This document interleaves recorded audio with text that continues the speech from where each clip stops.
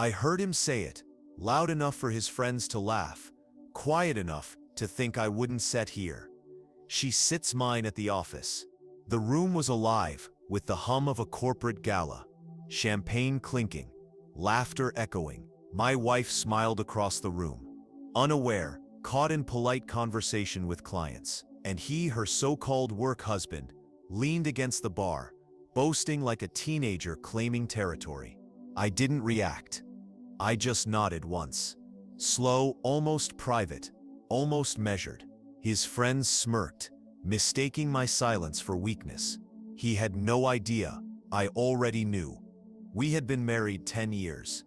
She was my anchor, my confidant, the one I built my life around. I still remember her laughter in our first apartment. Nights of cheap wine and whispered dreams. She used to look at me like I was everything. But ambition changes people. Late nights at the office, urgent deadlines, guarded texts. I wanted to believe her. I tried, until one night her phone lit up on the counter while she showered. His name, a message. Don Sept, forget our little secret. Can Sept wait for tomorrow? There was no dramatic moment. No thunder, no crash, just silence. Cold, cutting silence inside me. That's when I shifted, from husband to strategist, from heartbroken to focused. I didn't confront her immediately. Emotion is messy. Evidence is clear. I gathered emails, text logs, expense reports. I hired a discreet investigator. Photos at hotels, hands on the small of her back at work events. Her eyes soft the way they used to be with me.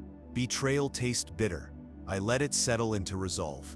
He thought he was clever, hiding behind office walls, whispering his claims. But what he didn't know, his boss, the CEO, was under investigation for financial misconduct. And tonight's keynote speaker, a state senator here to discuss corporate responsibility, created the perfect storm.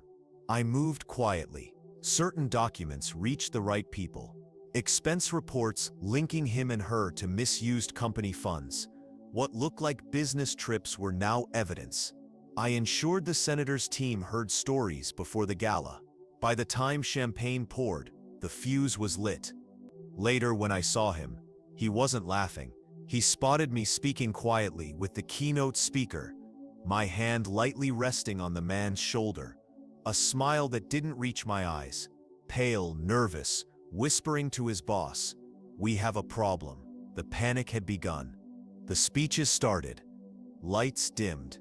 The senator took the stage, polished, commanding. He spoke of integrity, accountability, the decay that happens when rules are ignored. Every word cut like a blade. My wife shifted at the table, glancing between me and him.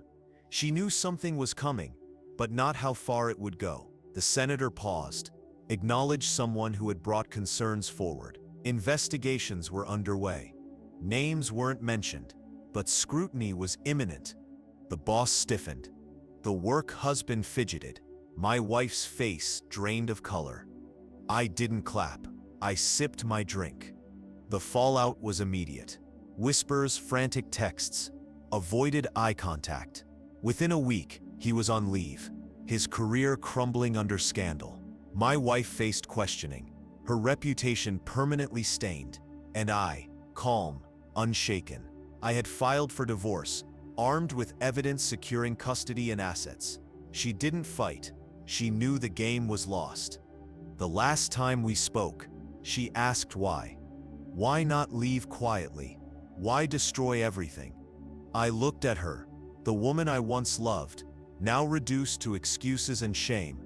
Because you didn't just betray me. You underestimated me. Now I sit alone, but not broken. The house is quiet, peaceful, in a way it hasn't been for years. No secrets behind closed doors. No lies waiting in the dark. He thought she was his at the office. She thought I'd stay silent. Both were wrong. Justice isn't always loud. Sometimes it's a quiet nod across a crowded room, a whisper to the right ear, a single move that topples the board. In that silence, in their ruin, I found closure.